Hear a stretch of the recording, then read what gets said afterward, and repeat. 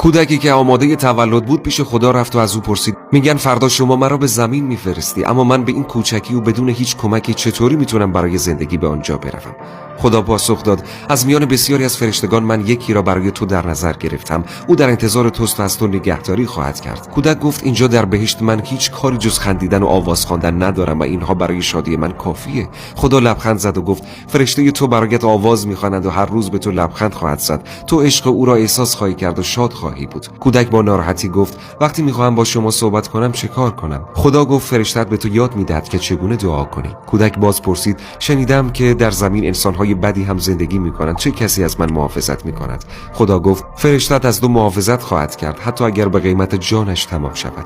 کودک یک سال دیگه از خداوند پرسید: لطفاً نام فرشته‌ام را بگو. خدا با لبخند پاسخ داد: نام فرشته تو مادر است. برای سلامتی فرشته زندگیت بنویس: خدایا سپاس.